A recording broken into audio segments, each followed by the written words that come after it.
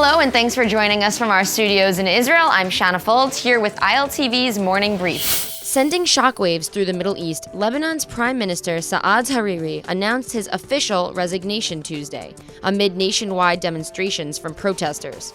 Hariri has been in office since December 2016, and this is his second stint as Prime Minister, as in 2009 he took the seat for 2 years as well.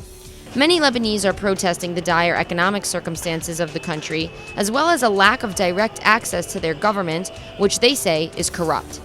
Hariri said he, quote, hit a dead end in trying to resolve these issues. Protesters cheered. Supporters of Hezbollah took a violent approach to one of the main protests in Beirut, setting fires, smashing things, and running people out of the turf. This is the first violent uprising in Lebanon since the Civil War, which ended in 1990. Hezbollah's leader in Lebanon, Hassan Nasrallah, also commented on the protests, saying those who participated were backed by rival political groups and suggested Lebanese protesters were supporting Israel and colluding with Zionists. Meanwhile, Israel and Lebanon are still technically at war, with a ceasefire agreement being the only thing keeping the peace. And in part, Hezbollah's influence has helped retain Israel-Lebanon animosity. But with the balance of power in Lebanon shaking, relations moving forward could be drastically improved. This is the Gaza-Israel border, stretching roughly 60 kilometers or 37 miles along Israel's southern Mediterranean coastline. And this is the Gaza border under siege by thousands of Gazans and terrorists, as part of the so-called March of Return. But on the other side is Israel's border patrol, which covers all of Israel's perimeter and parts of the West Bank. And they're some of the busiest soldiers in the IDF. In fact, since the riots began in March 2018, some 200 Gazans, mostly combatants, have been killed with thousands more injured as they attempted to illegally cross or damage the security fence.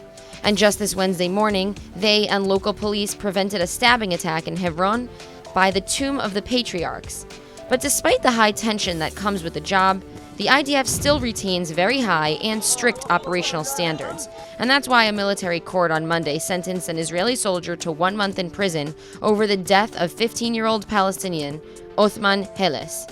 Specifically, because the soldier fired without authorization as Heles was crossing the border fence. And so, in addition to his prison term, the soldier will also be on probation and will be demoted in rank to private.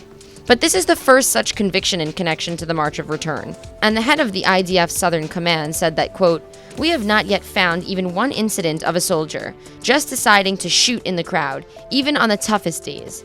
Also, the sentence is only 1 month, as there is little evidence to actually connect the shooter to the death. Still, moving forward, many are worried that soldiers will have to think twice before pulling the trigger, even when time is against them and their lives may be on the line. Once again, it seems the cyber surveillance firm NSO Group is getting into trouble, as Facebook Inc. is now suing the private Israeli company.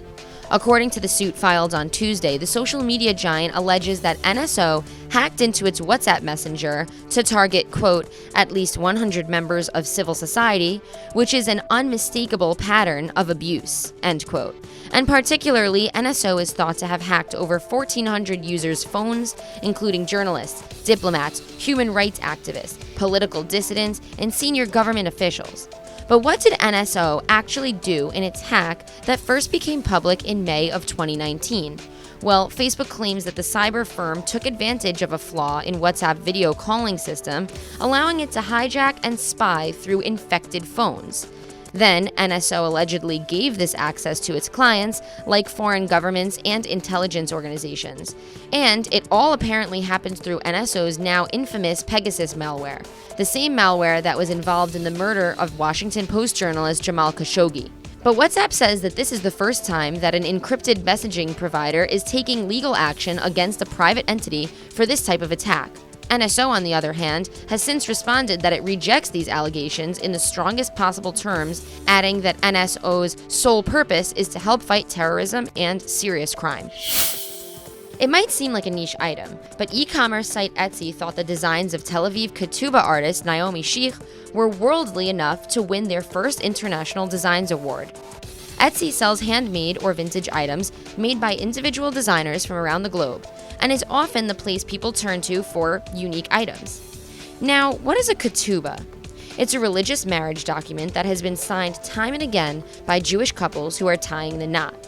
While some are plain, some people choose to have their ketubah beautified by designers and often hung up in their homes. Sheikh was one of several winners. She charges between $350 and $600 for her custom paper cuts and says she even designs marriage documents for people outside of the Jewish faith who also want to show off their wedding vows in an eye-catching way. Etsy competition judges say the Etsy Design Awards are about celebrating their community of over 2.3 million sellers. The big prize went to a London-based designer for her magnetic dinosaur wallpaper, as well as Hadass Katz, another Israeli woman who designs shoes.